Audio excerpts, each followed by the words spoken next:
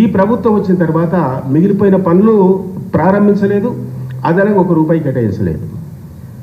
రేవంత్ రెడ్డి గారు జైపాల్ రెడ్డి గారి జన్మదిన సందర్భంగా కల్వకుర్తికి వచ్చి కల్వకుర్తి బహిరంగ సభలో పాల్గొని కుట్రగేడి దగ్గర జైపాల్ రెడ్డి గారి విగ్రహాన్ని ఆవిష్కరించాడు.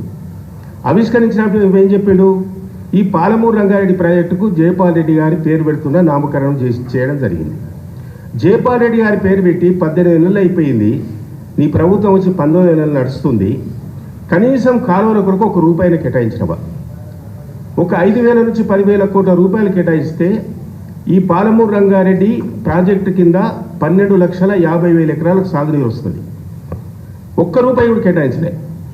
ఏడేసిన పొంగడానే ఉంది, ఏ కాలువానే ఉంది. మోటార్లు మొత్తం కూడా అట్లే నిలబడి ఉన్నాయి. కాలువ టెర్నల్స్ మొత్తం కంప్లీట్ అయిపోయింది.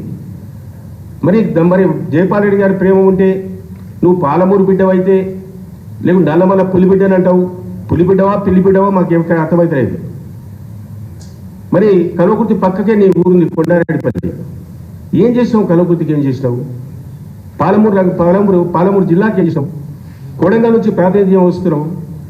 మరి ఎక్కడ ఈ పాత పాలమూరు జిల్లాకు ఎక్కడ ఏ రూపకంగా చేసినావు?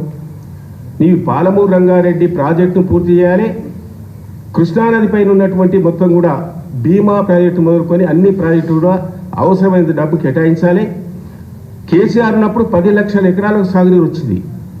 ఈరోజు నువ్వు వచ్చిన తర్వాత 1 ఎకరాలు కూడా లేదు. 22 లక్షల ఎకరాలకు సాగునీరు రావాలి. 22 లక్షల ఎకరాలకు సాగునీరు వస్తేనే పాలమూరు పచ్చబడుతుంది. అది వలసల జిల్లా, పేదల జిల్లా, బీదల జిల్లా. అలాంటి జిల్లాకు, ఆ జిల్లాలో పుట్టినందుకు ఆ జిల్లా రుణం తీర్చుకోవాలి.